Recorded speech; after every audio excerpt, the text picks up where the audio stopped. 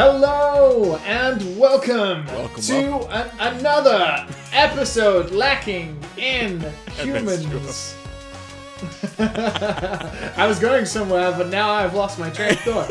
Welcome to the dadandsonspodcast. It is me, washing my hands Edwards, and my co-host, wears gloves to buy supermarket groceries, Matthew Dawkins. Hello. People's like, who's Matthew Dawkins? Who's that? Mr. Matt Visual. I shouldn't give you a secret identity out, I guess. Wait, oh, please. People you can easily see that. People can Google you. And of course, as always, George is sick or somewhere. Yeah, he didn't show up today. He didn't show up to work. So he won't be getting paid. And we're going to fire him tomorrow. He, as far as we know, does not have the coronavirus, but he's not feeling very well. He's sick all the time. That's grocery sushi is just not good. Yeah, he does eat like rank shit quite frequently. So we wish him the best. George, if you're listening to this, we hope you're well, buddy. But you know, the show must go on. So you got the power hour. It's the non-bunny hops. Yeah, we just walk. We just walk in straight. That's pretty much we're the super walk-alongs. It sounds like a candy. What's another BMX trick? Super tail whip. Oh, is bunny hop a? Oh, it is, isn't it? Yeah, like a BMX bunny hop. Right? Oh, yeah. I think so. Wait, did George not get it from that? I don't know where George. I thought it was from like bunny hop was from like Counter Strike. Is it? Is that what it's called? Oh yeah. I guess like strafing, bunny hopping. Okay. Yeah, I guess he does ride bikes. I just don't see him as a BMX type of dude. Can you imagine like Rad George down at the skate park with the kids, chilling out, God. Doing some bunny hops, doing some tail whips, talking like a boomer. Yeah. What's up, fellow kids? Just pulled a sick bunny hop. Arguing with kids about video games. Kids, voice getting high. Telling them VR is the next Super Mario 64. I mean, at least his opinion was more validated than my Doom opinions, which... What was wrong with your Doom opinions? Oh, as you know, Matt, the internet. I don't like Doom either. They can roast us both. I don't. This is what makes me laugh, right? I say it's still fun. I just have one specific issue with it. But yeah. What is it? Hold on. What is the issue with Doom? Just the vision, right? Like how everything is always up in your face, and it's hard to see the spatial awareness of a level or anything. Like everything's always like viscerally up in front of you. I still think that, and I've played 5 more hours of the game since. I am having fun, but I do still think that. But hey ho, if you don't agree with me, that's fine. I'm sorry. For me, it's just more. I guess it's just not my type of game, and it's weird that it's not. It's just because it's just all shooting. I guess I'm just kind of. I mean, I played shooters since I was since I was born. You know, like after what was it? After 9/11, all we got was Call of Duty and all that, and I was just like right there in the middle of all that. 360. What do you think after coronavirus we're gonna get like a bunch of like medical video games like Trauma Center or something? All VR. A whole bunch of like loads of medical things where you're a frontline doctor and you're like going to war. There's like massive multiplayer online doctor surgeon simulators or something. Probably a lot of open world survival or something like that. A lot more maybe. Oh man. Games where battle royales where you have to stay at least 2 meters away from everybody.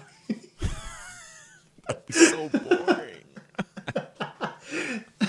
So it'd be exactly. We're definitely gonna get an indie Papers, Please type of thing. You know. We're definitely gonna get like something like that. You know. Like definitely not from the U.S. Oh, maybe the U.S. Some type of commentary about how the U.S. sucks. Well, got enough of those games coming, I imagine, in the pipeline somewhere. Whoa. The shade. You guys can't see his face, but he had no reaction. He's like, yeah, well, the U.S. does suck. Yeah. I mean, that's the thing, right? Like, currently, we obviously have this ongoing pandemic, which is ruining the world, and the British Prime Minister is in intensive care and is like, knocking on heaven's door. And he is a bad guy, but I don't wish him to die, and I don't wish him to pass away. But there has to be some sort of sick karma in the world where Trump is like shaking all of these hands, and he's like not wearing a mask, and that guy is completely just untouched. Like, he just eats his KFC, he eats his fried food at home, and he's just like, yeah, people are dying, I don't give a shit. Man, what the hell? He's like shaking hands. He's like, he doesn't even care. And he's totally fine. Oh, man. It's some sick, twisted karma going on, I think. Everyone's like closed up together. Oh, my God. Yeah. Oh, man. Oh, well. It's going to be a weird world after this. It is. And because of the ongoing things, like, the first thing I want to talk about is I'm working from home now. I get to roll out of bed at 9:35 or whatever it is and be like ready for my morning meeting at 9:45, and I it's beautiful. It's great. But I am starting to realize that sitting in this position at my own desk all day without like biking to work or the usual like getting out and being social is weird, man. But I found that I'm playing more video games because of it. Yep, that's what happens. I'm just becoming a goblin. Too. Yeah, I had to change my whole diet after coronavirus. Oh, I can feel my ass just like sucking into the chair. I was just like, no. You know, when you it's weird because feeling it. Go ahead. I have like a super unique setup. So like the monitor and computer that obviously nobody can see, but the one that Matt is on right now that I'm recording the podcast on is my own PC and my own monitor. And then next to it, I can show Matt, but I have two monitors here, one stacked on top of the other. The hell?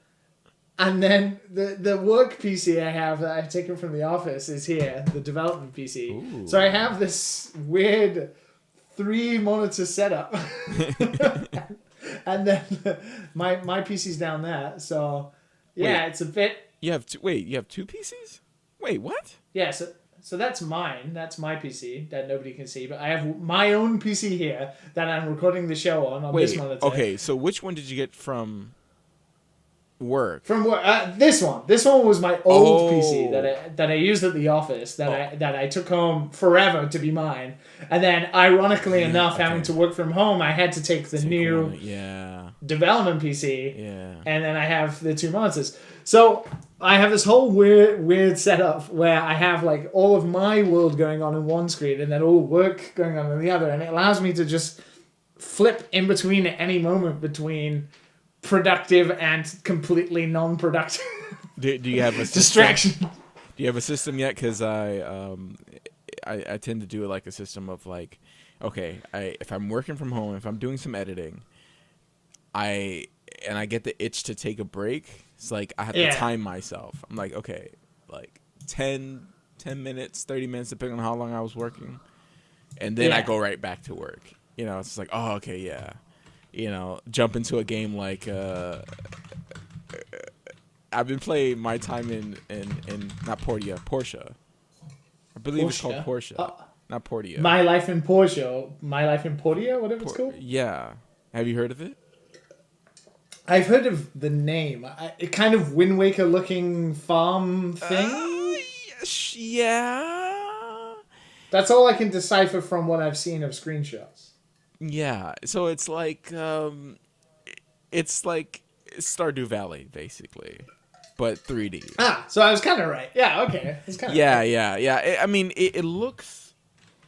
The art style is not particularly my taste. You're gonna see the characters and you're gonna be like, oh. the graphics. I apologize for the tapping. I'm gonna Google the name. My Life. My Life? my time in Portia. Oh, my time in Portia. And characters pronounce it both ways. Portia, in Portia. Which is weird. Yeah. My time at Portia. Oh, yeah. Wow. 15,000 overwhelmingly positive reviews on Steam. That's a pretty fucking hefty amount. Yeah, it's very interesting. I tapped into a little bit because everyone's playing Animal Crossing, and I was just like, I was just gonna fucking say, trust you. I'm bringing it up. trust you to like find a game that is like exactly inspired by Animal Crossing, and just be like, I'm not gonna play Animal Crossing, but I'm gonna play this instead. It's definitely Stardew Valley. Because this one came out before Animal Crossing. Because Animal Crossing took from Stardew Valley, right? But Animal Crossing has always been Animal Crossing. But Stardew Valley took from Animal Crossing. Right? Okay. It's a big cycle of everyone taking from each other. It's like I never mentioned this, but Ori and the not Blind Forest, the Will of the Wisp. It just like a copy of Hollow Knight. Like everything, almost all the systems. I couldn't believe it. To be honest, I almost didn't want to play it. I was just like, this is not what I want. I want your own stuff. They even gave Ori a sword. Like, like what's happening? It like charms everything. Like it's different, but it's the same. The way they handled the map, everything. The little characters around the world, like it was, they made it their own in a way, but it was still like a direct copy. But yeah, like it's 3D Stardew Valley, and all those. Is it as good as Stardew Valley? Because I know you're kind of hit and miss with Stardew Valley. Yes, right? I played a few hours of Stardew Valley. It's Stardew Valley. I just feel like it's more stressful than it is comfortable. Like. The stamina goes down way too quickly in the beginning. You feel like you don't have enough time. You go to one place and it's done in 2 seconds. Like in the beginning, it just sucks. And then when you plant a bunch of plants, for the first time or whatever, and then like the season changes and all of it's gone. It's a little annoying for it to be just a relaxing game. I don't want to have to look up a guide in order to know, how to make money. I don't like those types of games. You can change the name of the game, and you are just describing Animal Crossing. Oh God. It's very similar, but it's like I was thinking about it, and I was thinking about what you said about stress, and it's like there is like none of that in Animal Crossing. There's something else that I want to talk about in regards to Animal Crossing, but I don't want to take you off track from what you're talking about with my time at Portia. Yeah, go ahead. Some of what you're describing does sound very like the Animal Crossing thing, like looking at wikis, how do I make the best money? And it seems to be like a thing these days. Yeah. It's hard to run away from it. Yeah, it's hard to run away from it. Because it's like, okay, I can either stay here and suffer, or I can find a way that it's almost obvious once you read it. You're like, and then slightly get spoiled from something. Yes. And I hate the spoilers. Yes. And that's why I usually like asking people instead of going on the wiki. So it's kind of feel like the old school way. Yeah. Yeah. You're like, okay, feel your way around it. Yes, yeah. Like, you're like, I'm trying to do this. Yeah, like, yeah. Yeah, yeah. Because as soon as you go on the wiki, it's like they don't care. Like all of a sudden, here's how to beat the final boss. Here's a big picture of the final boss. It's just like, come on, dude.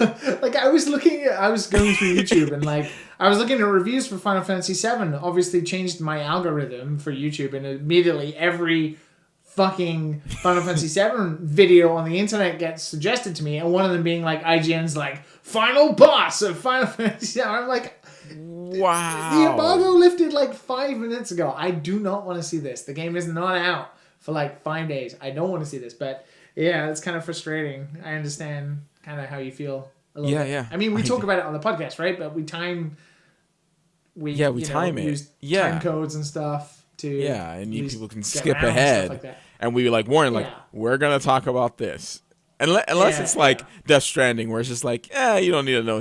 Who cares? But that's the thing, right? That's the thing is you can't feel like that, because to some people they do care. Like George does. Obviously, we joke. We don't give a shit. But George does, so if we spoil it for him, that wouldn't be good. But that does lead me into the Animal Crossing thing a little bit. So obviously, since I talked about it 2 weeks ago, I've been still playing Animal Crossing every day. It has become a weird life game where I go on for 30 minutes to an hour, and I have a checklist of things that I do, do this, and then once you've done all that, kind of then do the rest of the stuff that you want to do, get some money or pick stuff up and all that kind of stuff. And I'm still absolutely loving it. I have put in 100 hours in that game now. No, you haven't. I have. And a part of it is because... And I think this leads into... I know, right? I know. And it leads into, the kind of thing I want to talk about with this, which is a different thing. A part of it is that there's a couple of other people that I work with who are playing as well. And it goes back to, the Pokemon thing when Pokemon Sword came out. Right. There's a group of people that I work with that are playing. So every lunchtime, we check the turnip prices. We go to each other's islands to, sell the fruit. And we have, a system, right? So you're almost guaranteed to always at least notch up an hour, right? And then when you go home and you do all the single player stuff, or you do all the stuff by yourself, which is sorting out your island, talking to the villagers and stuff, that then adds another hour, and just time keeps gradually building up and building up. But I've easily spent 100 hours according to my Switch counter, and I don't feel like I have. I feel like I've accomplished a lot, but I feel like there's still so much to do.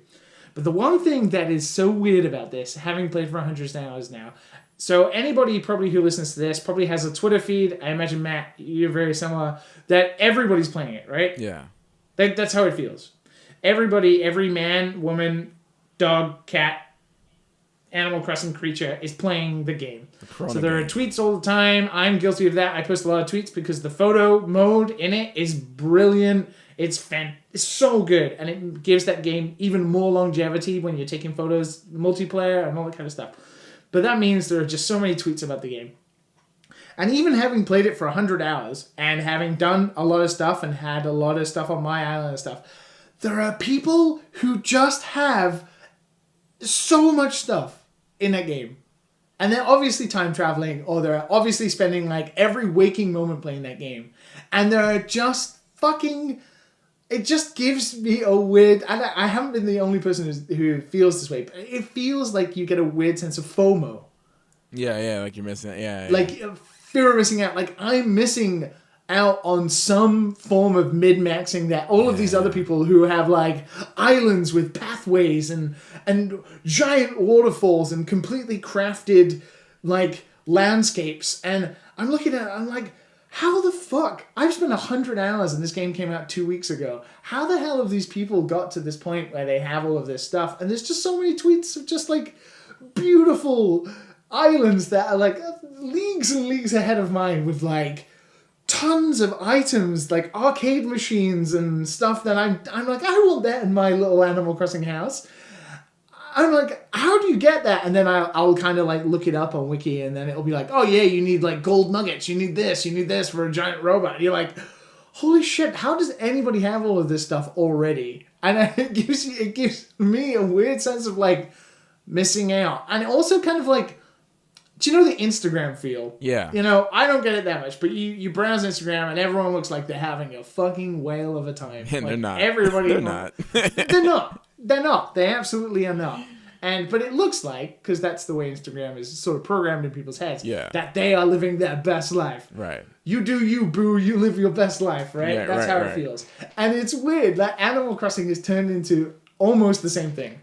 Where everybody's posting the best pictures of their house, their creativity, their amazing gardens, but not the grinding, all of the, not the hours and hours of sleepless or nights, the time traveling or whatever, right? But sometimes it gives you a spark of creativity, but for me, sometimes it's just man, why do I even bother? My island looks like ass compared to this. And I spent 100 hours playing the game. And I want to say something because last night I was like, let me play like an hour of Portia before I go to sleep. I'm gonna call it Portia because it just sounds better. My time at Portia is too long. Yeah. Because Portia is not the way you say it, but because I think the developer said it was Portia or whatever. But like, so I was digging some copper ore because you just need a lot of copper ore in the beginning, like a ton of copper ore, like everything you need to make bronze bars and stuff, and all the upgrades needed. So video gamey. Yeah, so video gamey. And I was just sitting there mining alone in this dark cabin, and I was just like, why the hell am I doing this? Why am I playing this game? What am I trying to succeed here? I'm spending 20 minutes of the whole, like, the day cycle just sitting here mining. Getting as much copper as I can, and I just stopped playing it. I was like, no, I can't. and I woke up and I still have that itch. I'm just like, I kind of want to play again. I kind of want to get in there and build a new tool. I think that's why everybody is enjoying Animal Crossing though, right? Because you do all that same stuff. I actually feel like it's less stressful in Animal Crossing because you're not really, there's no stress. The whole game is about kind of relaxing, even though there is this weird meta element of the whole internet playing at the same time. And even though there is that weird overhanging of like, everybody else's stuff is cooler than mine, and oh no, this really sucks. There is that meta element of you're still going to post your own Instagram photos, right? Regardless of everybody else living their best life, you are still going to be a sucker and post your own best life. And Animal Crossing is the same. So even though everybody else's looks like fucking the Grand Palace, I'm going to be like, oh, look, I got a little Godzilla statue. And you take a photo and you post it and you're like, yeah. But you get feedback, right? So there's a feedback loop of other people see it. And then all of the work you did to get whatever item or set up whatever garden or whatever you want to do, there is that feedback that people are like, oh, nice garden, cool job. Whereas like you playing Portia, there's like only you. Only you can criticize. So you're there mining away. And I don't know if I could do that. Like the multiplayer element of people going to each other's islands in Animal Crossing and then being able to run around and see your whole like farm or island or whatever, and then be able to see it, and you're like, yeah, all my hard work's paid off. Everybody's getting to see the fruits of my labor. You can go into anyone's island? Yeah, you can, man. No, I mean without friend codes and stuff. No, so there are a couple of ways to do multiplayer. No, you can open it to everybody. I've had quite a few Dad and Sons listeners come to the island. Oh. I've opened it up to Twitter. Like you get what's called a dodo code. Oh. And then you can post the dodo code, and then anybody can enter the code, and then they can come to your island, right? And it's been great. I posted it on Twitter, and a couple of Dad and Sons listeners and daughters and mothers have come to the island and they've posted things on my bulletin board, and they've given me fruit, cool. And I've got. It's so nice. And I've got to shout out Kieran, who listens to the show, who I met at PAX. He's gifted me, like, tons of stuff and, like, left stuff on my island and all that kind of stuff. It's great. Like, and there is a weird, nice... Because of the setup of Animal Crossing, because of the cutesy nature of it, and there's no violence, there's no harm, there's just only this nice feeling. Everybody's cool. Nobody comes and fucks your shit up. Nobody comes and, like... steals all your stuff. Nobody does anything. So depending on what your settings are, people can pick up your stuff. Like if you set them to best friends, like there's a way you can do it in like the game settings. People can take your stuff, but that's so you can share stuff with people, right? So you can look it up on Twitter. Like people are like have little gardens where they put like little rows of bags of stuff, and it's like take one for free. Thanks for visiting, and you're like. It's like this weird sense of realism, like this kind of good giving nature. And everybody's sharing turnip prices because the way you make money in this game is to buy and sell turnips hilariously enough. And everybody's sharing like, oh, what's the price of turnips on your island today? And, if it's really high, you can come and sell your turnips and you can give a tip to somebody. And yeah, there's this weird kind of nice community about it. Oh, it's been a lot of fun. You're making me want to buy it. Oh, man, it's good. But I think it's the same thing, by the time right? I play it, by the time I get to that level, everyone's going to stop playing it, right? Is that I don't know, right?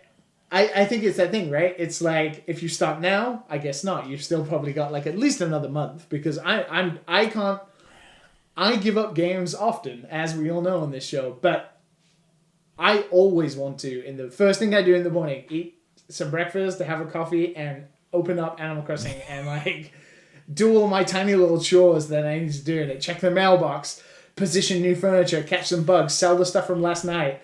See what the turnip price is. Like, there's like a checklist of things I need to do. Then I can put the game down. And then at lunchtime, when the turnip prices change, back on it, jump on, check, go do some stuff. And then later in the evening is like when I don't want to say real gameplay starts, but when I can have like a longer session of going to like buy furniture and decorate, or like go to Nook Miles Islands and pick up fruit and any other insects and stuff I want to sell. Like, that's when the game kicks in, and all the tiny chores that I've got out of the way. I'm free to roam around and do what I want. So I can't imagine giving it up anytime soon. It makes me miss MMOs a lot. Back then, it is when like MMOs a weird was like, mini one. Were a thing. Like, because MMOs, there's a slight chore, then you have the main juice, and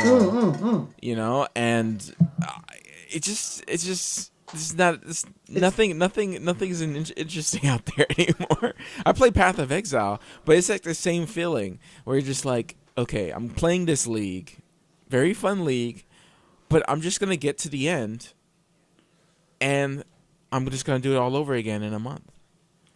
Like, that feeling where it's just like, yeah. You're going to spend a lot of time building this build, and I guess that's part of the fun of it, is building the build. But it's just like one of those things where it's like, okay, like, I might reach the end of the build, and it may not have enough damage, or I might have screwed up something, or whatever, and then I would have to start all over, and all that time I invested is now gone. And it's just like, I feel like I want to use my time wisely a lot lately, And it'll be cool to like play only one game like Animal Crossing, but I think I missed the boat for sure, because Final Fantasy VII is coming out. Like, it's time for Final Fantasy. So. Yeah, Final Fantasy VII is coming out on Friday. This something 3 else days on Friday. What's coming out? What's coming out on Friday? Oh, okay. Other stuff that people should keep an eye out for, but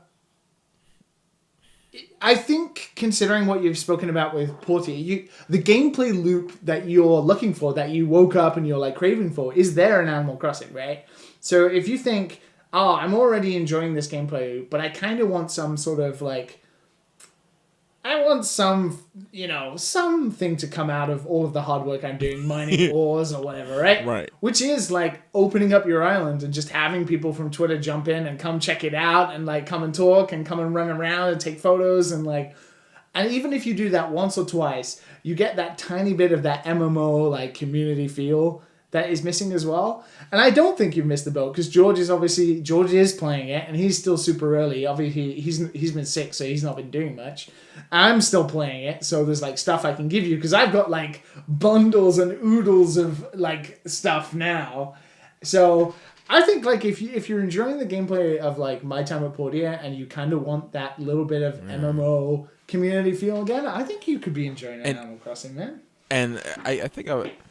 So that in Final Fantasy VII would probably be my next game. But think Animal Crossing is like, you can only play it for a maximum like an hour, and then you've kind of done. Like, you've kind of hit the cap for the day, because it runs on a real-time cycle. So when you build a structure or something, you have to wait until the next day, like in real life. Right. And that gives it such a good sense of pace. Like, you've earned it. Like, you work really hard on one day to, like, get everything ready to build a bridge, for example. You earn the money, you run around asking villagers to contribute to it, you raise the funds, you work really hard, you spend, like, an hour or 2 hours, and then it's there, ready and waiting to be constructed. Like, the sense of your hard work is there. And then the next day when you wake up, you grab your Switch, you open it, and you're like, you run over it, and there it is, your brand new bridge. And like, it's not like, an automatic quick cutscene where it's like, and it just builds, and you're like, oh, yeah, there's my bridge. Not like, other games, but you literally have to just wait. And it feels like it's being constructed, like you're being rewarded for not only your hard work, but also your patience, and then it's all the more kind of satisfying. To me, anyway. Other people, the time travelers, maybe not so much. That's why they time travel. Yeah. Like skip the clock and all that kind of stuff. But I don't know. I'm really enjoying it. But it's definitely got to a point now where my ability to play it for long stints is shorter because there's less for me to do now because most of the things are set up. I've got most of the buildings that I can have. So now it is just about doing the daily chore stuff. But I'm still enjoying it. I love being on my island because it is my island kind of thing. Yeah. But that's led me to be able to play other games, Matt. Other games. All right. So before we move on, I'll say a couple quick things. Yeah. Portia is the same way. Yeah. Yeah, and there is a bridge in the beginning that you have to build, like one of your first commissions, because you're a builder in the game. And you just do commissions, and there's combat. There's voice acting throughout the whole for everything, and there's relationships. There's a lot. There's a lot. The game is filled. The game is filled. Like Stardew Valley, then, right? It's really it's very dense. Yeah. But like it just feels like it feels fleshed out. It does feel fleshed out, and like when you mining. You also get the scanner that you can scan different items in deep within the. It does I think not voxels. What's the system that's Sky? What's the game that failed? No Man's Sky. Right. You know when you're digging then and became it like a massive topsail. Yeah. Like the particles. Like. It like breaks. It like. When you're mining, it kind of like does like a hole, like a weird hole. I forget what that system is called, but it does that. Voxels. And you can like, there's like secret rooms and stuff built in, and like little relics that you can find. Like it's weird. It's like right deep inside of the mine, and it's dope. It's a lot of like dope stuff that I haven't seen in other games. So it's not like a copy. It's like, oh, it's 3D Stardew Valley. It's definitely its own thing, and it's I would say it's quite good. I think and I only played like just a few hours of it, but nice. It does feel like I'm alone though. It does feel like I'm alone. Yeah. It's just like I've kind of been like, I don't know, because I usually go out like I always talk about like how I go out to like meet up with friends and stuff like that, like almost every week. Real life. And now I don't do that. So it's like I need some human contact. Animal Crossing is a really good surrogate for that. Yeah, I think I need something, man. I need something. I can't survive. Like I love my alone time. Don't get me wrong, but there's a short amount, right? Like you I'm just need a little exactly bit of social. Even just going distancing. out and seeing people for like 10 minutes. Like I will cycle down, to the river or something, just so I can feel like stuff outside of like my apartment and that kind of thing. I totally understand what you mean. Yeah. All of a sudden you're gonna drive out just to get milk, just to see like just people in the store, just to get something, just to be a part of the world. Be a part of the world. Yeah. Stay inside. As Kojima said, that connection, right? But please, anybody who's listening to this, for the love of God, stay inside as much as you can. Yes. Don't be us. Don't go out for 10 minutes for some exercise and then go straight back in. Yeah. Early in the morning, no one's out there. No one's coughing on you. So you can stay inside and you can play some other video games, less farming, grindy, slice of life things. What have you been playing? We've both been playing. Whoa. A rhythm game. Oh no! I didn't play that much, but yeah, go ahead. You're gonna be the king on this one. experience. You've been playing hard mode, and I'm like, oh. So I was. What was I? Somebody linked a game on a Discord channel. I don't use Discord that often in regards to, browsing through threads, but there's one related to another podcast called the Spelunky Show Like, which is a really good design game oriented show. But you should only listen to Dad and Sons. Don't listen to any other podcasts, of course. But somebody linked this game, Spin Rhythm XD, which is both the dumbest and most on point name for what the game is. Right. What is the XD and mean? I have no idea. It's Japanese flavoring. I have no idea. XD, extreme dimension. I don't know. It's not the emotion. Maybe the emoji. Oh yeah. Oh, it could be the emoji. Because I keep saying Spin Rhythm DX because DX usually stands for director cut, right, or something, or like deluxe. Oh, okay. So I keep thinking it's DX, but it's not. It's XD, and I always have to correct myself. XD. So Spin Rhythm XD is a rhythm game that's out on Steam. Right. That is an indie game, which we don't get many indie rhythm games apart from like Thumper or something. Being a sucker for rhythm games, I checked it and had a look, and it looked like the gameplay looked great, but I couldn't. Matt, you said the same thing to me. Like you couldn't figure out how you control it. Yeah. From watching the footage. No. Like you look at it and you're like, what are they using? Are they using mouse? a controller? Are they using like a mouse? Are they using a turntable? What the hell are they using? And that was super intriguing to me. I'm like, how are they controlling that? So it was pretty cheap on Steam, like what, $15 or something like that? Yeah, 13.36 or something like that. Yeah, something stupid. It's really cheap on Steam right now. And I have been loving the shit out of it. It is, considering it's a small indie studio who are making it, and like what they've been able to pull together in both like visuals and also the soundtrack for this game, because rhythm games live and die on their soundtracks, and I think Beat Saber, if it didn't have the great gameplay that it has, maybe the original soundtrack it launched with was kind of not the greatest, whereas this is like, whoo, this is some top-notch fucking music in this game, and it's extensive. There's like 30 tracks or whatever. But yeah, it's this game that you can control with a mouse or a controller. I've not tried the controller. I don't know if you have. No. I don't use the mouse and keyboard. Yeah, I've only used the mouse and the keyboard. And the idea is that you have this wheel, this roulette wheel that's just blue and red.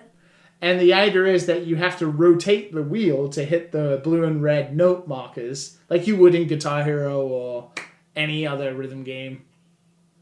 And then you have to like DJ spin it and like let it go and grab it and twist it and turn it. And there's all sorts of movements you have to do with the mouse. And then when you get into the harder difficulties, I don't know if you reach this, you have to start tapping the space bar to like hit green rhythm beats and stuff. Oh my God. I've been having a blast, whereas you maybe not so much, right? Not so much. I haven't played as much as you have, that's for sure. I suck at that game, man. I suck at that game. I don't know, like all my good Rock Band, Guitar Hero days are gone. They're behind me. They're behind. Yeah, you live in Japan. They're definitely going for me. You have to. Yeah, so that's the thing. Right? The way to get your like visa is to play a rhythm game. Okay, like let's be honest.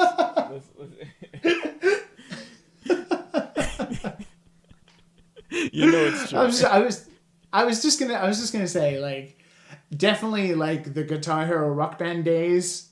I was thinking because of the like having to use the mouse with one hand and then tap with my left hand on the space bar to hit the notes was kind of like what the drums used to be when you used to have to use the bass pedal for the Rock Band drums, and it was kind of similar to that. But yeah, it's definitely very similar to Japanese rhythm games that I've enjoyed, so I'm loving the shit out of it.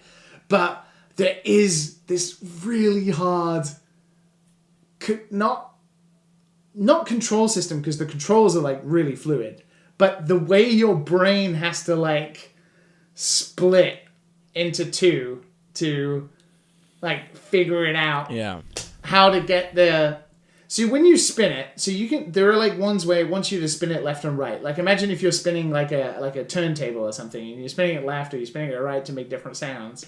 And the game requires you to spin it left if the arrows are pointing left, and then obviously spin it right if they're pointing right. But the idea is that you grab the wheel and then you just like let it rip, and you like let go of your mouse and you swing it to the right.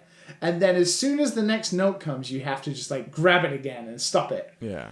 But it automatically realigns you, which in the beginning is really hard to get. But then once you get used to that, it becomes like the crutch that you lean on because you always know where the beat is going to be. Like if you spin it and then it wants you to click on something blue, as soon as you stop it, it will automatically be blue and be in the position you need it to be. Yeah.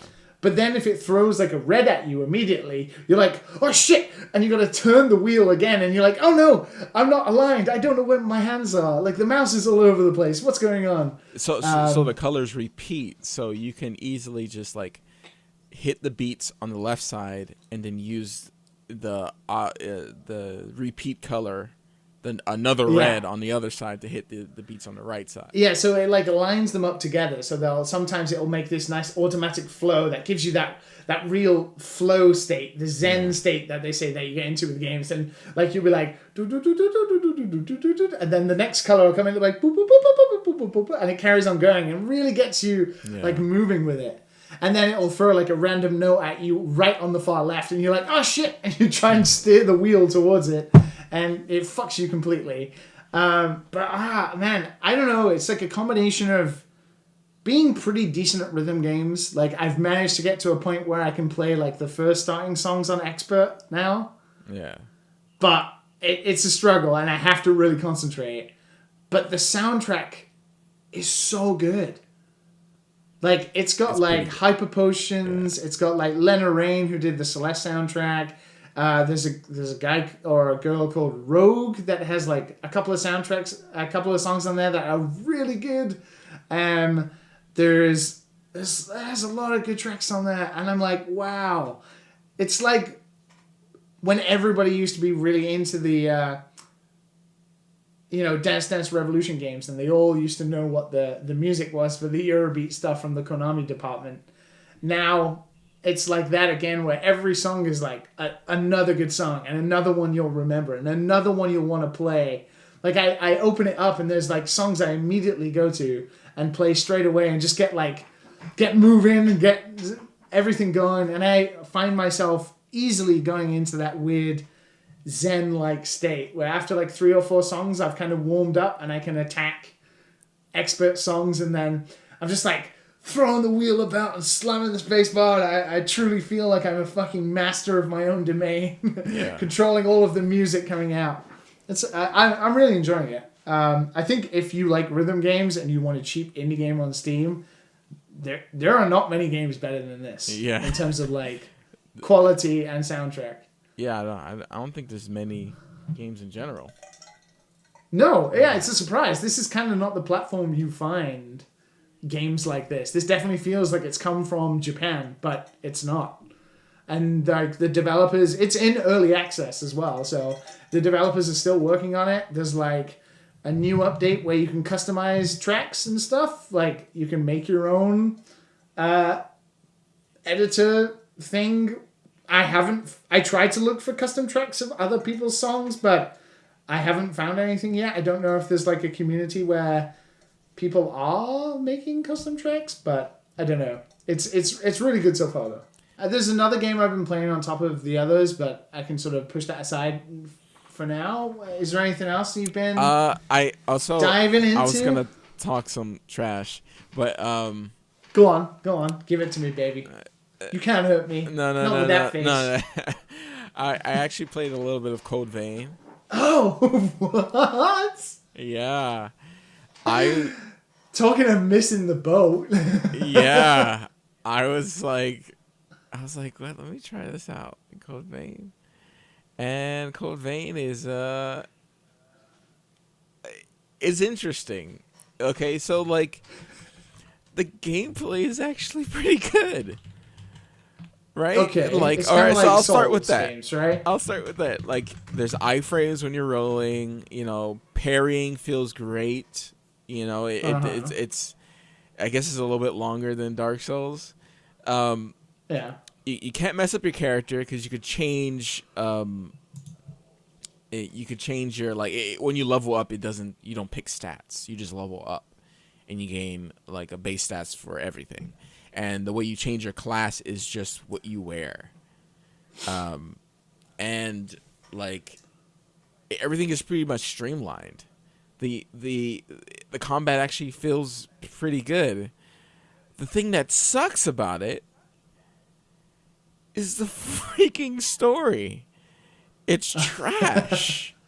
Is it like anime? Oh yeah, it's pure trash. I'm I'm sorry. I'm gonna be a little bit more harsher because it's just like, okay, some big boob like anime white girl is just not white girl. Sorry.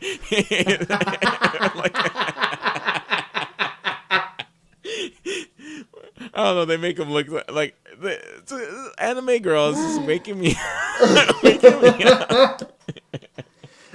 It's just like the same tropey stuff, man. I don't know, but the story... It is from Japan. It's like they're sitting there talking about, oh, we need blood gups to drink this, and they're trying to get all the blood gups, and we have to stop them. And what's a blood gup? I don't know. It's probably called something else. It's just like this thing that your character like slices her wrist, and the tree grows and little blood gups come out like apples, and when you eat them you get better. Like people want them because they're running out and they're using humans to suck blood gups from them. So. So they're using humans as cattle, basically. Anyways, like that's it. Like it's actually, I actually enjoy the combat more than I enjoyed in Dark Souls. Oh my god, really? I wanted to say that to George, but George's not here. I wanted to poke the bear just a little bit, but yeah. Wait, better than Sekiro? No. Sekiro's combat is pretty satisfying. Tight. The thing is, like, Sekiro, I wouldn't want to play adjective anymore. Oh, okay. You know, have you finished it? Have you finished it? I finished it, but like the thing is, you play Sekiro, you pull out all your hair if you have any, and that's it. That's it. Stop like you're done. You're done with Sekiro. You know, like this I can play a little bit, you know. Would you play again? No. I was just trying it out. I was just trying it out. I didn't buy it. Did you buy it? No, I didn't buy it. No. I didn't buy it. I was just trying it out. But one I did get was Fell Seal. It's a tactics game. Fell Seal? I'm going to give some...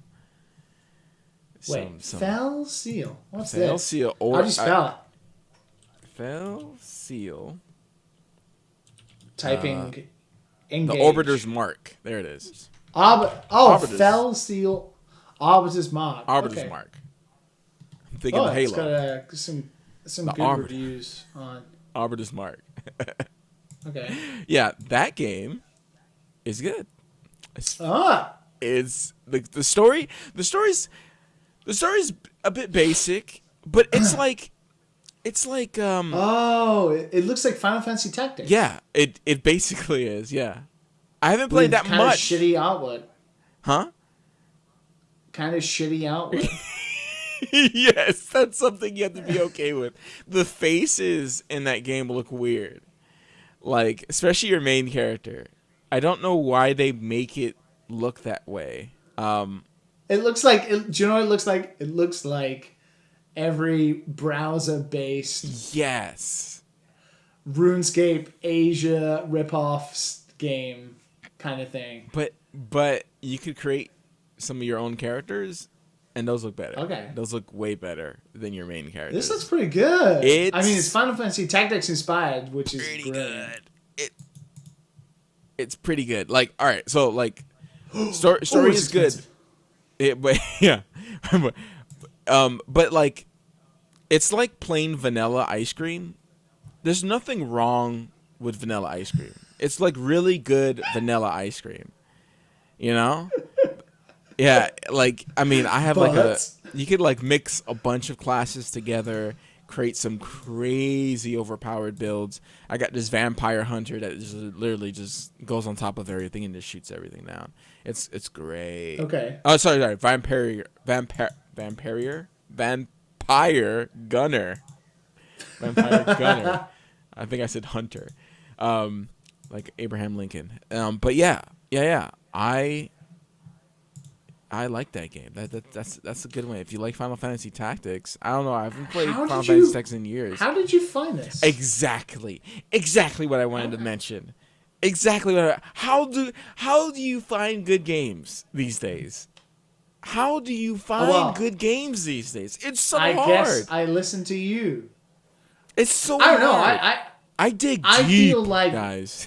See, this is the thing. I feel like we live in an era where the immediate good games are like right there in your face, right? Right now, Animal Crossing, Final Fantasy VII, yes, all those games right there, right? But there are a bunch of games like the game I want to talk about next, and also this one that sneak away, maybe unknown, like Spin Rhythm. That if maybe 10 years ago, I would have immediately known about that game somehow.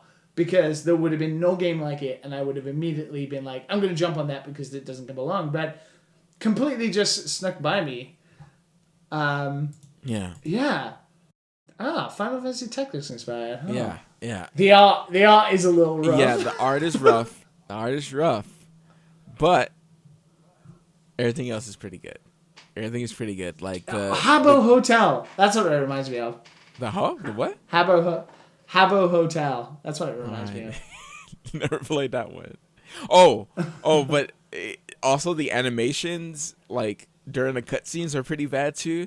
Like they walk like they're floating, and when they go upstairs, they just kind of like skip up and then over. Fair play to these guys.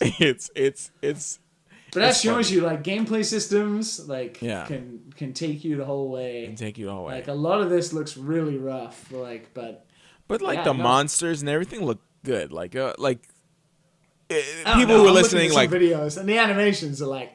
Hey! All right, see, he's a hater. I know, but it's not that bad. Okay, it's not. No, it's not that bad. It's not that bad.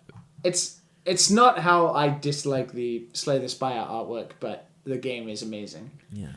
But I'm kind of intrigued. I might check this out, actually. Yeah. Wow, it came out last year.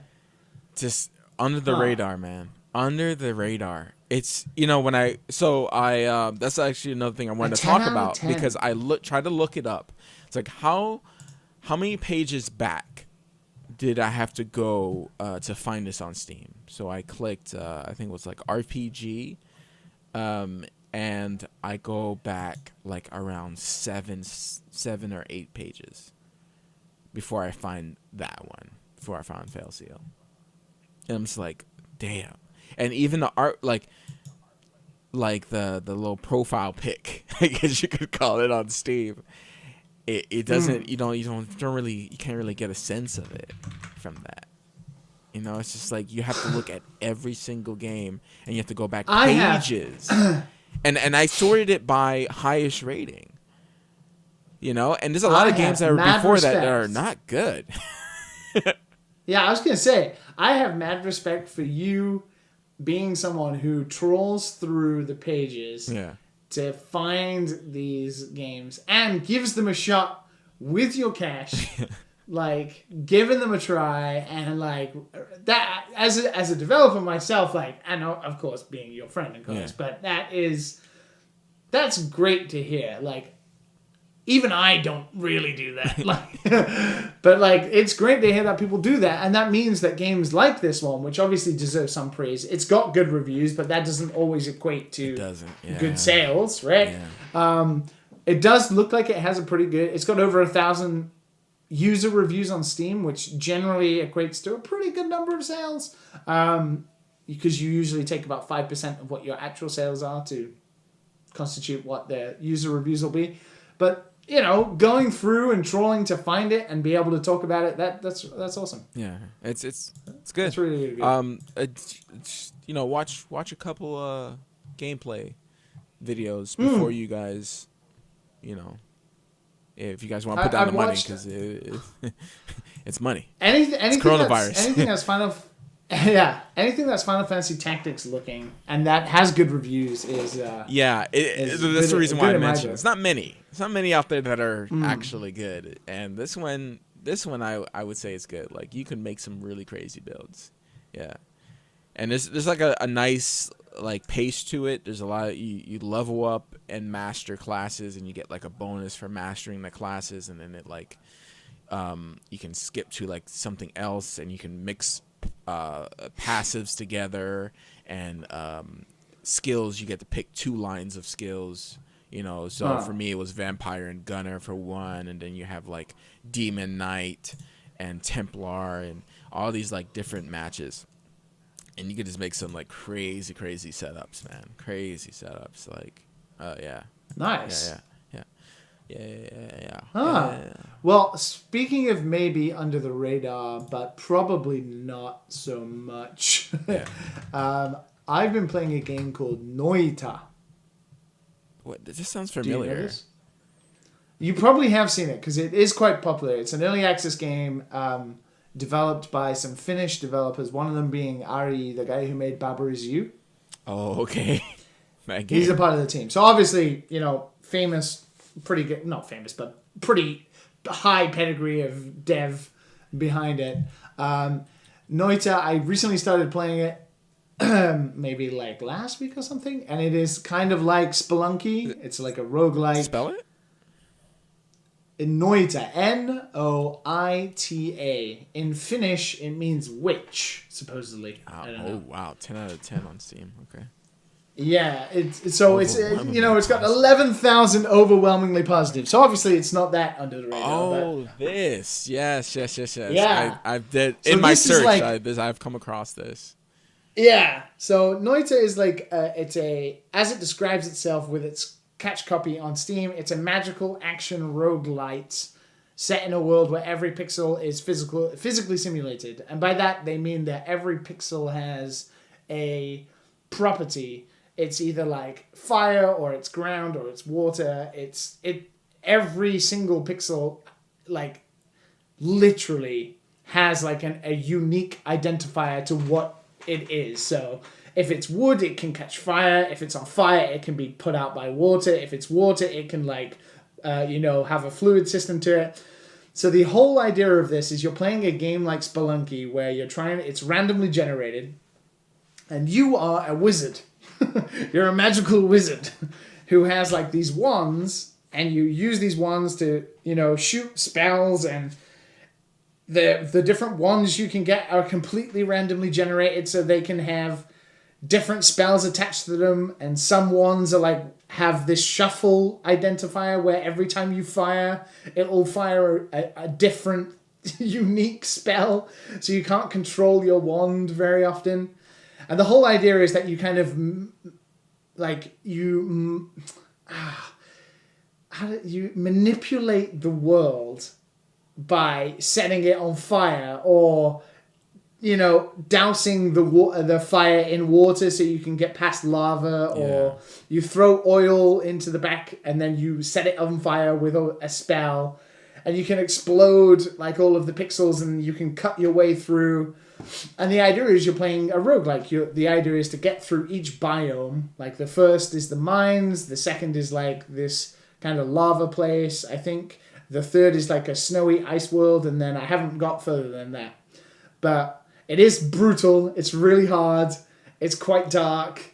But man, some of the stuff that can happen because of this whole physically simulated world, like I'll just like kick a torch down a hole, and then all of a sudden like everything will set on fire, and this whole like burning like infernus comes up towards me, and I have to like fly the fuck out of there. Like you can levitate and hover all around the world.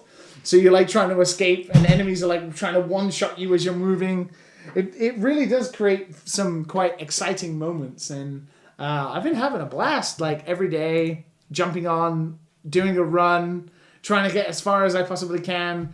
I've gotten nowhere near finishing it or nowhere near the end yet. I've not had a successful run, but no, it's good fun. Like if you like Spelunky. Or is it like not Spelunky? Really? Oh god. It is exactly like Spelunky, where you jump in, you play until you die. When you die, you start again, and the world is randomly generated again. If you've played like a little bit of Rogue Legacy, definitely Spelunky. Physical games like I don't know, like I'm trying to think of like. Breath of the Wild, I guess, when you set things on fire and the grass sets on fire, or... The animations for the simulations are sick. Like, so good. It's really impressive. Wow. Yeah, I don't know if I want to do a roguelike, but that looks great. It's kind of weirdly charming, because obviously you can see your little pixel wizard. Kind of doesn't look like anything. He's just this purple hood. Yeah.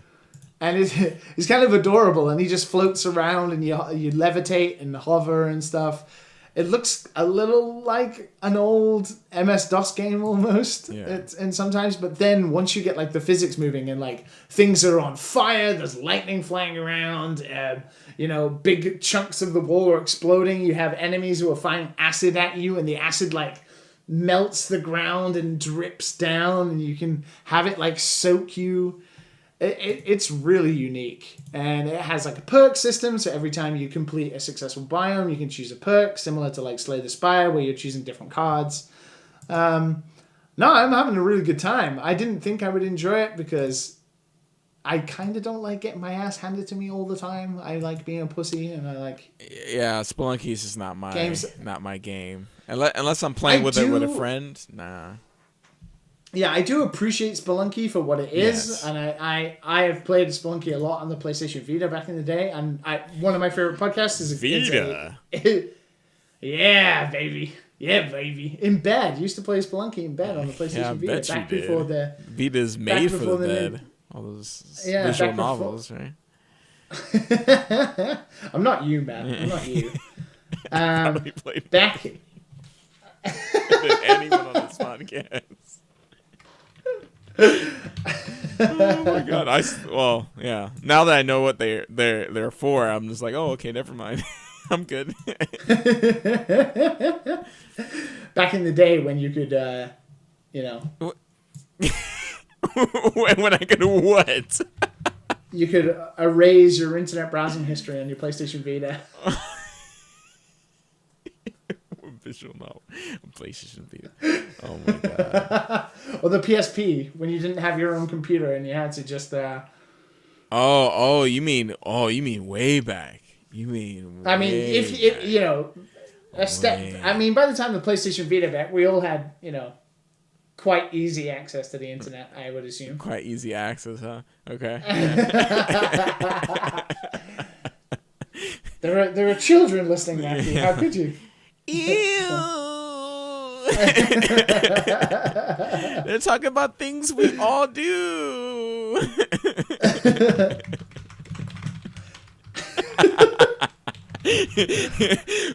Timestamp. Yeah, timestamp. There might be something else coming out.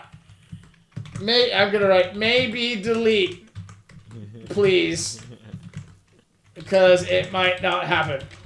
Oh no. I'll probably talk about it more in next week's episode, I guess. Yeah. But if all goes well,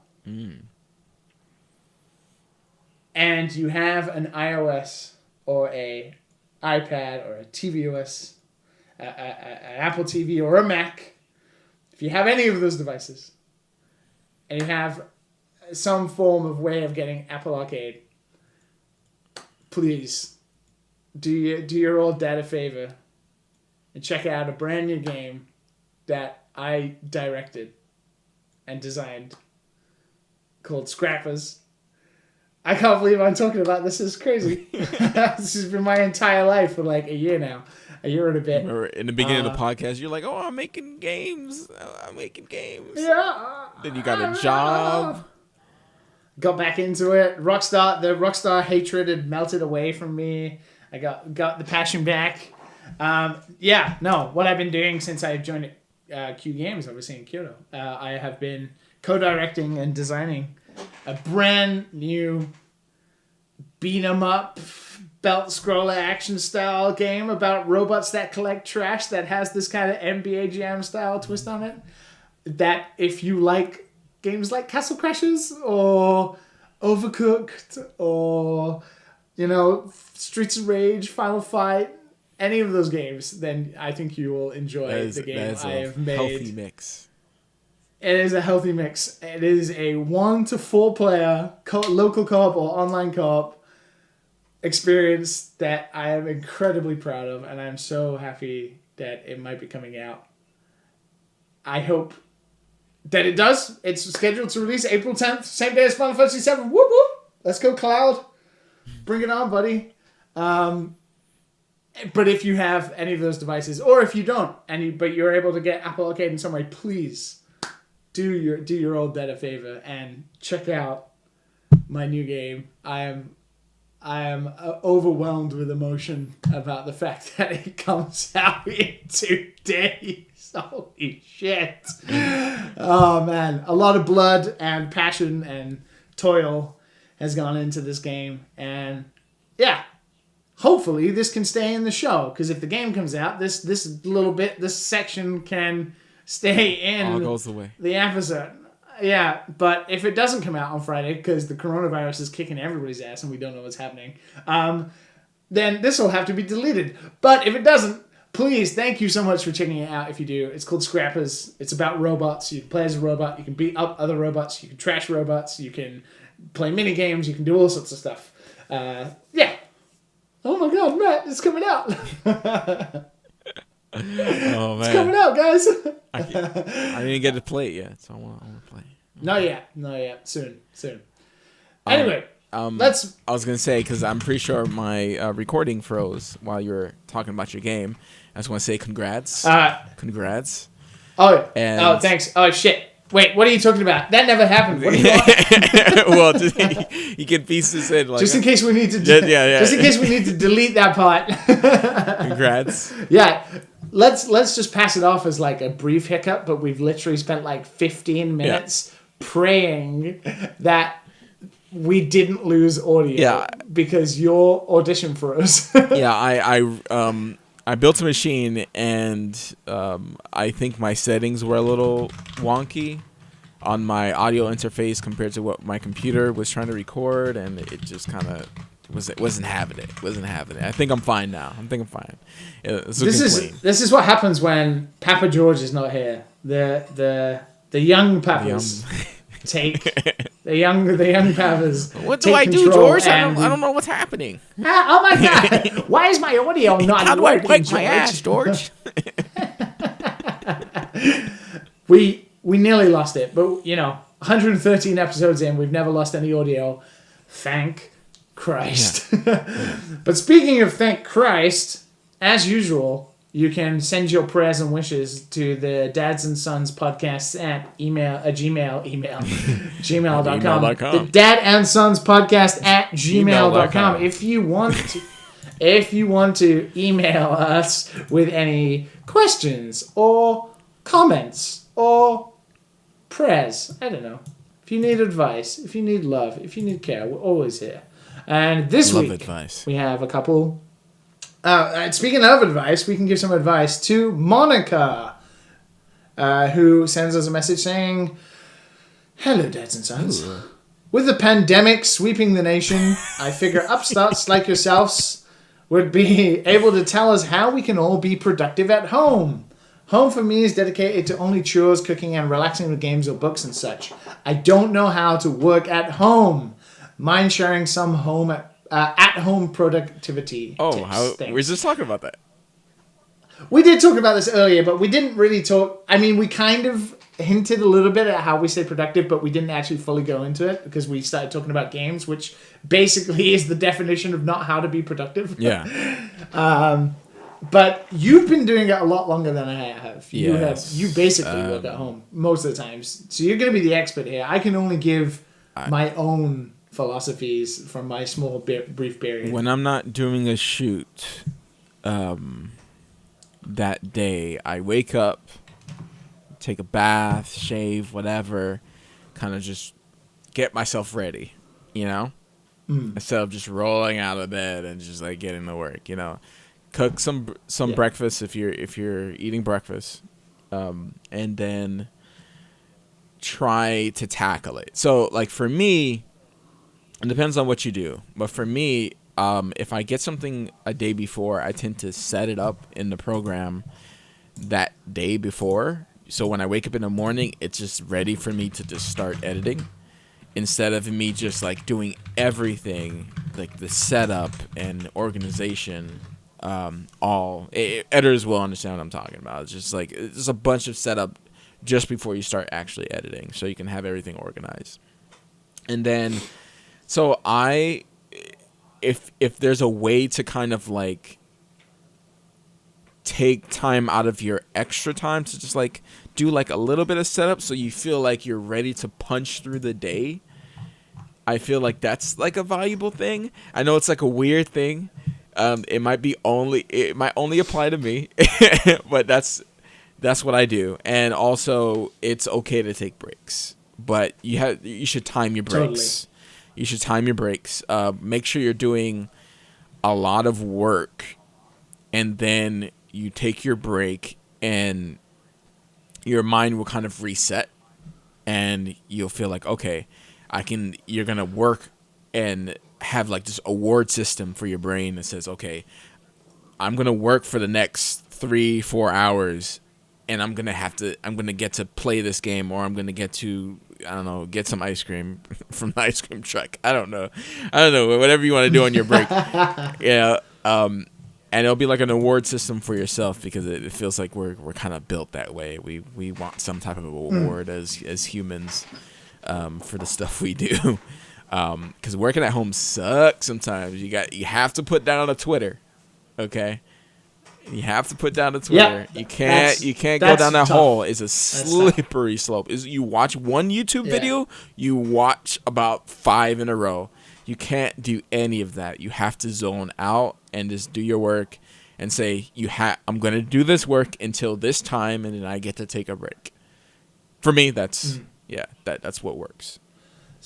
Yeah, so mine is split into like 2 halves, right? So I am like hyper productive when I'm working on my own projects, and that is because I'm definitely like a passion driven person. So when I'm working on my own like smaller projects or stuff I've done in the past, or anything that I'm building up, I'm like the opposite, where I need to be told to stop working and go and do something else. Like, you can't be working until like 2 a.m. every day after working a full day of work. Like, I'm incredibly good at being productive on my own stuff. That's because I want to do it, right? It's like a hobby to me anyway. And with that stuff, everything else goes out of the window. But in regards to doing my job at home, which is something I have to do now, it's very different, because I'm used to working in an office studio environment where I'm able to like talk to people immediately and like get what I need straight away, which means a lot more is about scheduling and being productive. And I have managed to maintain or even get more productivity out of myself in regards to like designing and actual like design work, because I'm not distracted by other people in my office, because they're not there for me to talk to. But new distractions come up: Twitter, YouTube, all that good stuff that you can't be binge watching while you're in the office and people can just see your monitors. And that is kind of like, Twitter is the hard one for me. I can totally turn off YouTube and like listen to like a chill soundtrack and just like noodle away in Unity designing stuff all day long and keep on schedule. But once I start browsing Twitter, I have to cut it down. I have to stop. And a part of that comes with scheduling, right? Give yourself time. Like Matt said, like, give yourself breaks. Breaks are totally fine. But make sure it's like I'm going to take 15 minutes now. And then once it's 2:15, I'm going to stop browsing Twitter. Yeah. I'm going to stop being out of the office space, and then I'm going to get back to what I was doing. And then when it's like 5 p.m., I'm going to take another break. And that's totally fine. But between 2:15 and 5, you will have done, 2 hours and 45 minutes of productive work. And it can be tough. And making sure that you have a separate space, if you can, if you are lucky enough to have like an office or like a desk away from where you live. Yeah. That's great, because like one space is for working, one space is for your living. Like I've spent a lot more time in my like living area, like with my couch and my TV, because that's away from my desk. Whereas before I would get home from the office and I would immediately jump on my desk to play games on Steam and stuff. But now I kind of just walk away, go play Animal Crossing, and then just stay away and be like, okay, I go back there tomorrow, kind of thing. It is something you have to learn. I think some people can do it, and I think other people cannot. Totally. I definitely prefer the office for certain tasks. Me too. Because I go into an office Monday and Tuesday to do some editing work, and I can just knock everything out. Easy. But as soon as I'm home, sitting in my chair, in my computer, Uber Eats a breakfast with all my shortcuts on a desktop, Yeah. It's just like, oh, let me check this out real quick. Let me check this out. Yeah. Let me see what's going on. Yeah. And then it's just like all of a sudden, 3 hours pass by, and you're like, I now have to stay up late at night because I was I have to get this finished. Nothing. Like you were doing nothing, like nothing important. You were playing games. You were just kind of just like zoning out, and it's just like, no, I had to stop doing that for sure. It's such a waste. Like you have to do your work anyway, right? Yeah. Otherwise, you're going to be in trouble. Or you have to do it. Yeah, fired. So you have to do it. It's just don't leave it until later. Just do all the stuff that you're doing in the day that is kind of distracting you. Just do it later. Or if you need to browse Twitter, just browse. Just give yourself a time limit, right? Go for 5 minutes and then just cut it off, kind of thing. Yeah. But yeah, some people can do both. I'm really good at multitasking, but I can't do both. You still have to be honest with yourself. Am I getting what I need to be done? Unless it's RuneScape. I would love to multitask. I thought about it.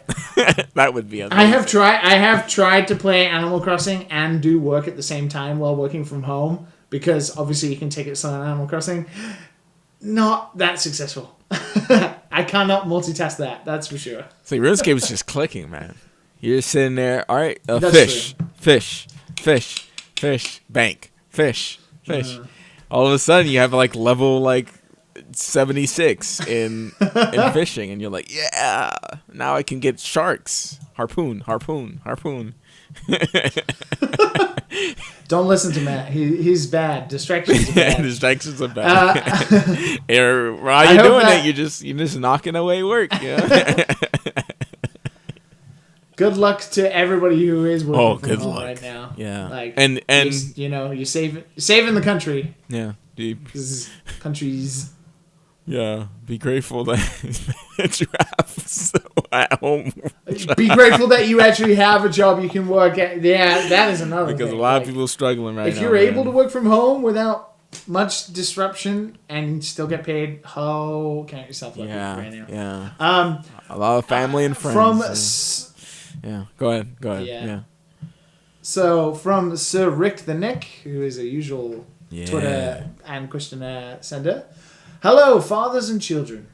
I'm back with what I guess I could consider a part of my question series. I'll skip the long preamble that I normally give these things and get right to the point. You have to design a preloaded console with the 10 first-person shooters you feel best represent the genre as a whole for future generations. Which 10 games would you pick? Ha! George is not here.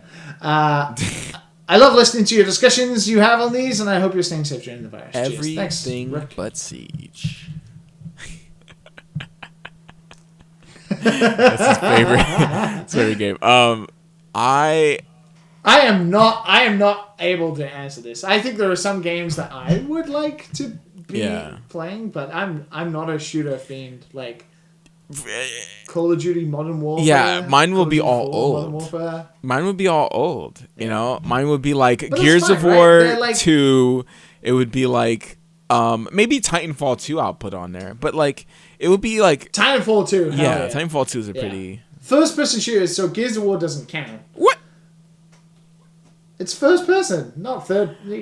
10 first person shooters. Oh no! Well, you're first person in the camera.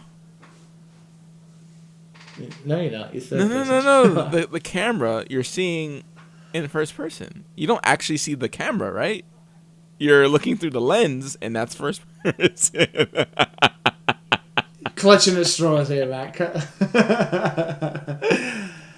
I don't know. Like, there are a couple of shooters I've enjoyed, and I think we as a whole collective have some shooters that changed, like, gaming. I guess Call of Duty 4 Modern Warfare is one of them.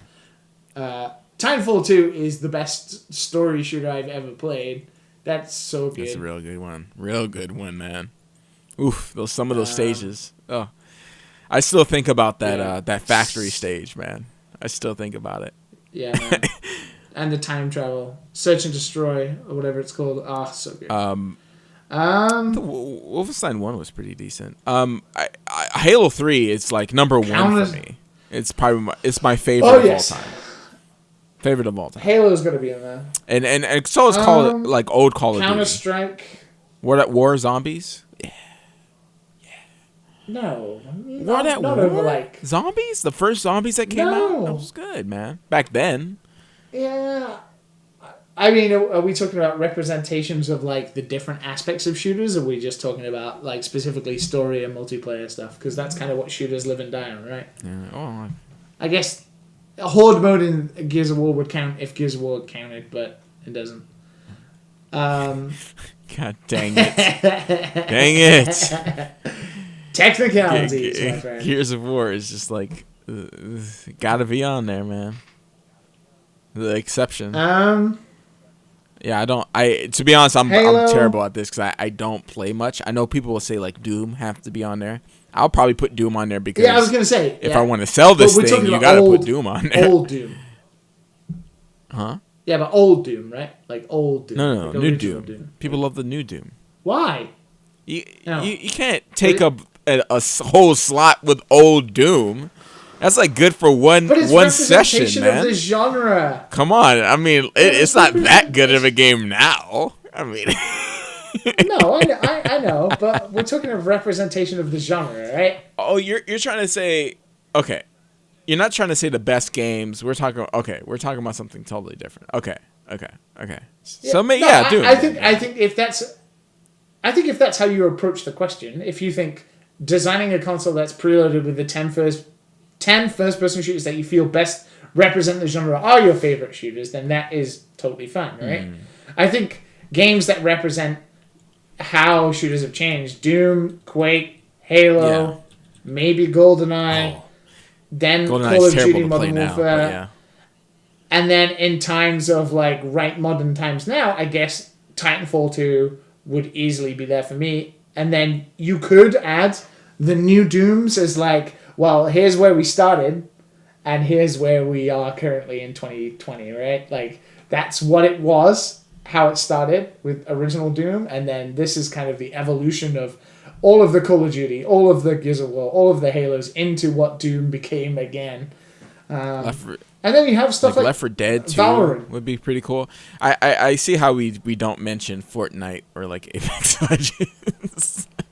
Well, this is the thing, right? Like, I don't think as battle royales as shooters, because you fire less bullets than you would do in the first 5 seconds of a Call of Duty Modern Warfare game, right?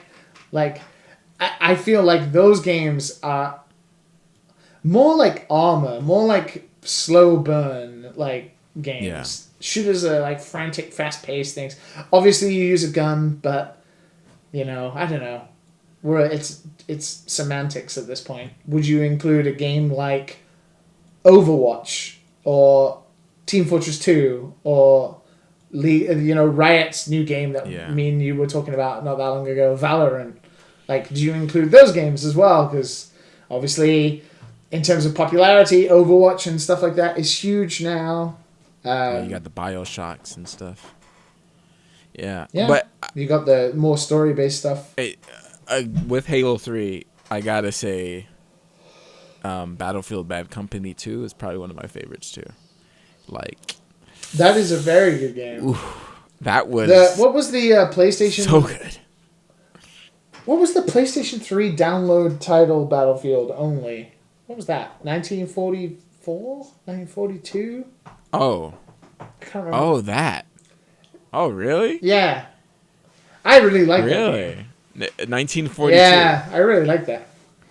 Was that it? 2002? Like, it was like a... Yeah. Yeah. Oh, no. Wait, there was the PlayStation 3, like, remake as well. Like, that was a downloadable title off the PSN store. Oh, okay. Yeah, 2002 is way back. Wait, 2002? Yeah, that was 1942. And then 1944 or 1943 was the next one.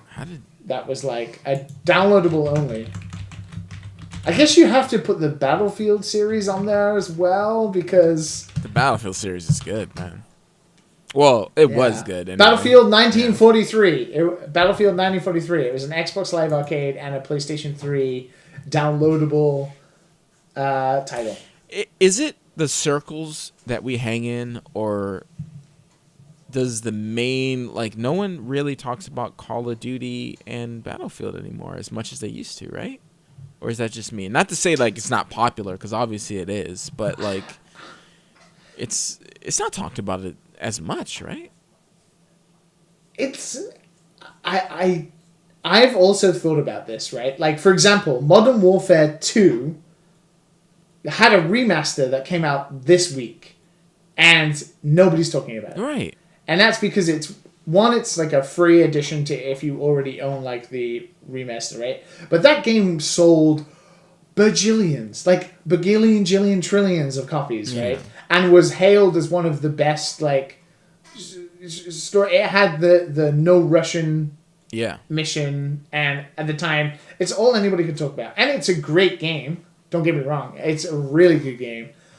It's just, I think we live in an era where games are so much more than just a story and a multiplayer. Yeah.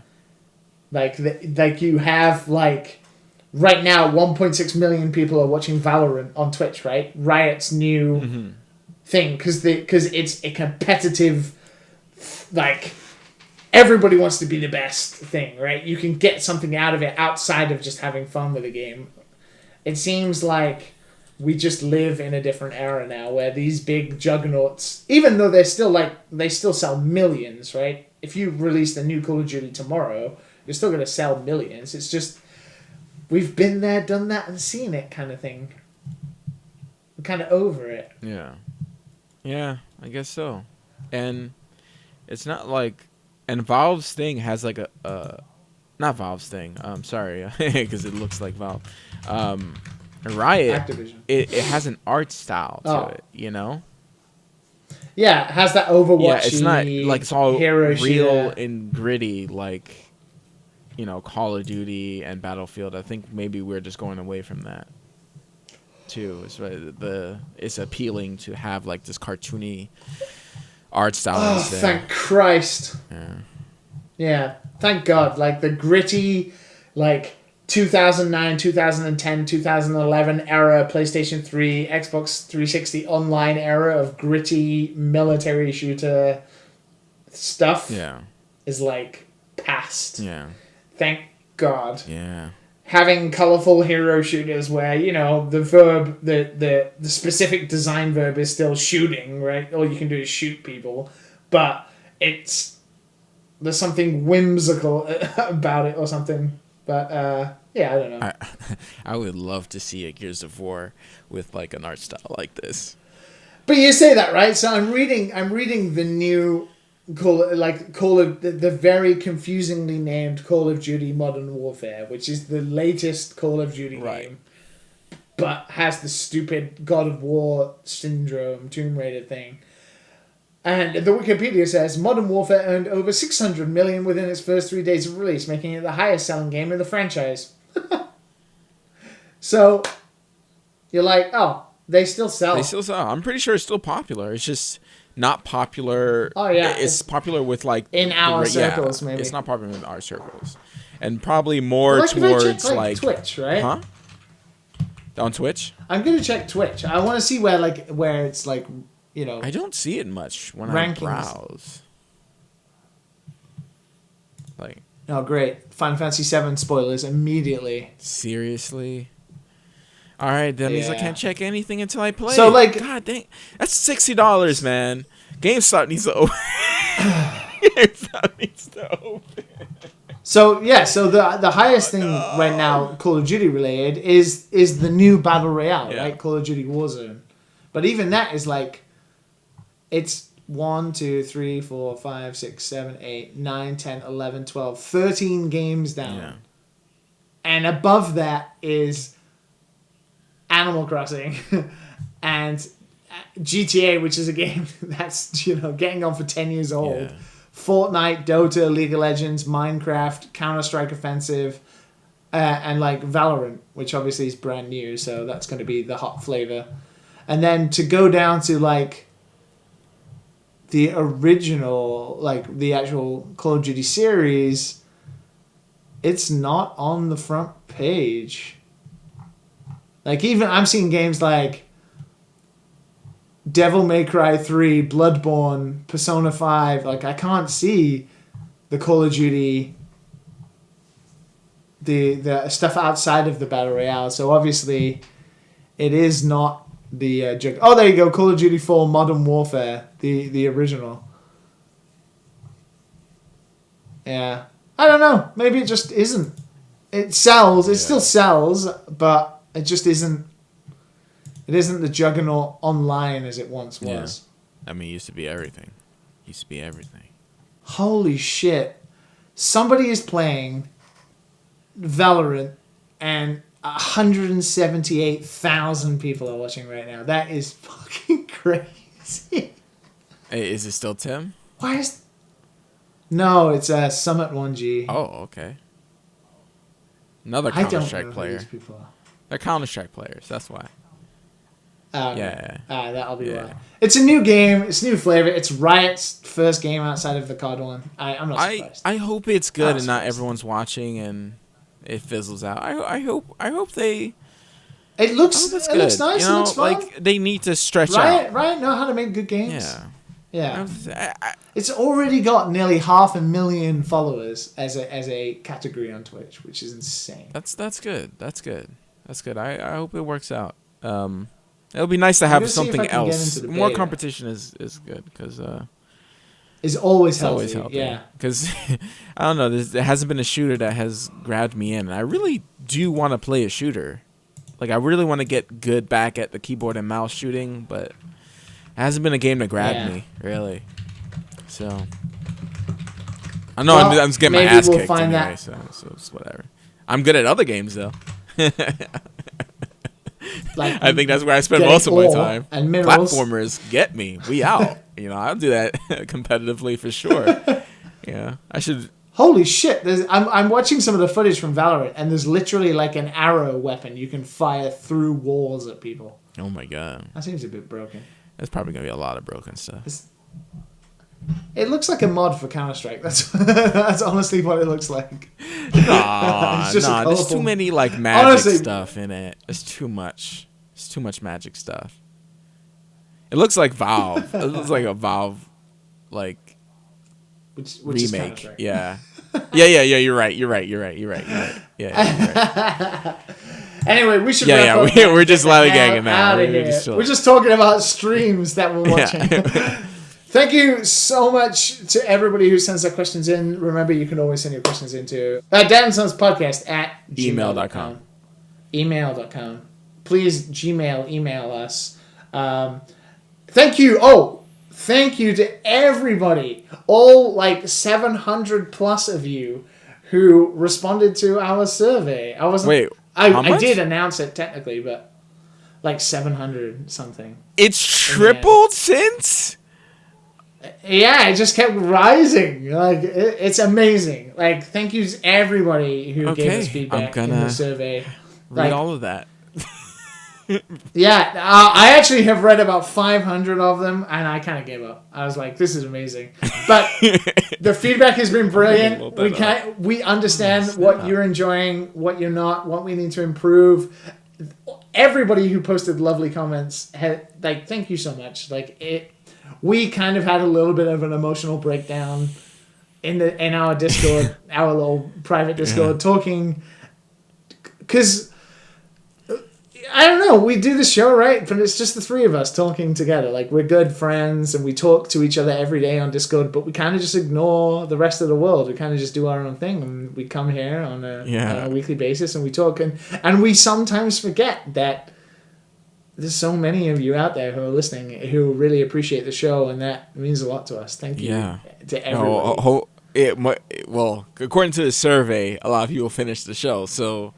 I guess you are listening to this. That is which is I guess you are right yes, here right thank you. Maybe we should put this in the beginning. Thank you. That's ridiculous. Yeah, and it's weird. Some people might have commented saying that it was weird to ask for feedback, like a survey, but you got to realize Matt's an editor, I'm a game designer, and George obviously gets comments all the time. Feedback is the way to iterate and make things better, and getting so much feedback about the show in that kind of way really helps us kind of plan out what we're gonna. The thing is, when you're looking at numbers, we don't know. You know? Yeah. It's hard to know who's listening, what's happening, how people think, we get listener questions, but that's pretty much it. Up until now, I just, there's a few vocal people that tweet at us, but that's pretty much it. Yeah, we get a lot of. But so it's hard to know who's out there, what we're doing. Are we doing it? It's hard to know. Are we doing it right? Yeah. Are people exactly. It's so. The feedback is kind of, at least it was one good time is what we needed. Maybe we probably should open up something so we can actually have a community thing. We're talking. We're talking about things, aren't we? We got some things in the works. We're doing some stuff. Now I understand why you suggested it, Liam. Now I understand. Yeah, exactly, right? It's this thing, as Matt said, we see numbers all the time, how many people listen to the show, blah, blah, blah, across all the platforms, but it doesn't mean anything. It doesn't. It doesn't mean anything. Yeah, it doesn't mean anything. And we can only see what your feedback is, and it was so nice. And there's a lot of constructive feedback in there as well about, technical issues or segments you don't like and all this kind of stuff, and all of it's really helpful, and we really appreciate it. So, big thank you. George has the same sentiments.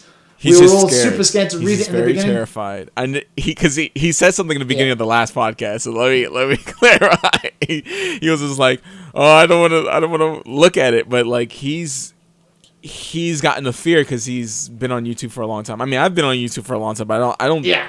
I don't get stuff like this stuff that George does.